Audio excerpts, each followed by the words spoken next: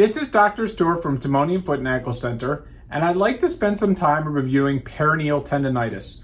Peroneal tendinitis is a common condition that occurs on the outside of the foot and ankle. It was probably made very famous by former Orioles pitcher Curt Schilling, who actually was pitching for the Boston Red Sox and had a peroneal surgery, and there is the famous picture of him actually bleeding through his socks, and he had injured his peroneal tendons and tried to play baseball even after surgery. So if anybody is familiar with that, we're going to learn a little bit more about peroneal tendon injuries. So as always, we like to review the anatomy here, and I'm going to pull up an anatomy picture for everyone and understand that on the outside of the ankle, there are two tendons called the peroneal tendons. Let's make this a little larger so everybody can see this, okay? And tendons are a continuation of muscles, so there are what we call the peroneal brevis muscle, and then turns into the peroneal brevis tendon.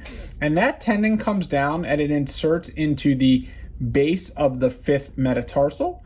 And then we have the peroneal longus muscle, which becomes a tendon, and that inserts actually crosses under the foot and goes all the way down to the base of the first metatarsal. Now, the main functions of these tendons are to evert the foot, or evert means kind of pulling, or everting is pulling the foot out.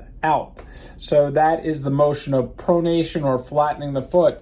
And these muscles, the peroneal muscles, work in conjunction with the muscles on the other side of the foot, the flexor muscles that invert the foot to balance the foot out. And these muscles come behind the tendons when they become, the muscles become tendons as they come behind the fibular groove, and they sit in a groove and they're bound down by this retinaculum.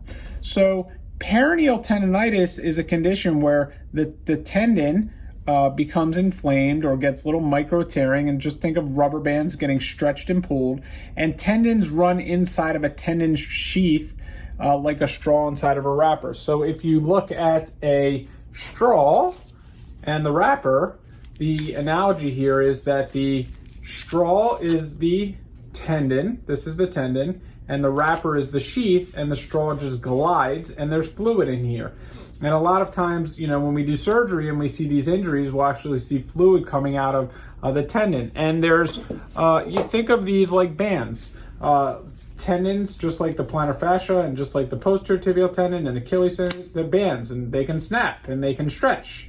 It's not common to see the peroneal tendons completely tear like that and snap like that, but they frequently will tear, particularly as they will course around the ankle.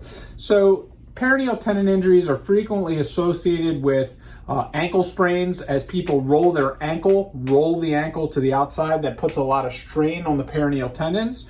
That can also lead to popping or subluxation of the tendons outside of this groove, because this retinacular tissue is a tissue that binds these tendons down. That can become damaged or injured, and that can lead to pretty significant pain. Tendon pain frequently has swelling, burning, discomfort. Patients will compensate by trying to avoid inverting the foot, because when the foot is inverted or tilted out, that really strains the tendon. So they'll actually try and flatten their foot. The peroneal tendons can sometimes also get injured in flat feet when they become spastic. They go into spasm and they can cause a significant amount of pain. You can see peroneal tendinitis in patients with very high arched feet. As their feet tilt more out over to the outside, over time that will cause tendon injury. How do we diagnose it? It's done on a physical examination. We palpate the tendons, we test the muscle strength, and generally if the patients have pain along the tendons, that's very consistent with tendinitis. And just like any tendon condition, the hallmark of treatment is going to be to rest it, ice it, elevate it, brace it to some extent, immobilize it, eliminate the activities that cause it, running, hiking, impact activities, weight-bearing exercises with weights on your body are going to always put more force across the foot and ankle, which can exacerbate and lead to tendinitis. We want to make sure that You always ask patients if they've, when they come with tendonitis, have they taken any fluoroquinolone antibiotics? I've actually had a really bad case of this on a patient who actually is a friend of mine who had a really bad case of peroneal tendon disease from taking the antibiotic Cipro. He was treated for a lung infection and was on Cipro, and unfortunately one of the side effects of Cipro is that it can cause tendon injuries. So, a thorough history is really important. Imaging studies and x-rays are always useful. X-rays are just to make sure there's no bone injury. Imaging studies like ultrasounds, a low-cost procedure that we can look at the tendons and look for inflammation. And I usually reserve MRIs for patients that just really are failing conservative care. We can send patients to physical therapy. We can do laser therapies on this, anti-inflammatory medications. There are a slew of conservative treatments, and we always want to focus on conservative care. And tendonitis really can take a good 6 to 12 weeks to get better. And again, it's commonly associated with ankle injuries. So, we want to make sure we're also treating the ankle injury, the lateral ankle or the outside of the ankle. And we also want to make sure we're addressing the structure of the foot. We want to make sure that if the foot anatomy is such that it's tilting the foot out, we can utilize orthotics, custom orthotics in the shoes to change the way that the foot sits.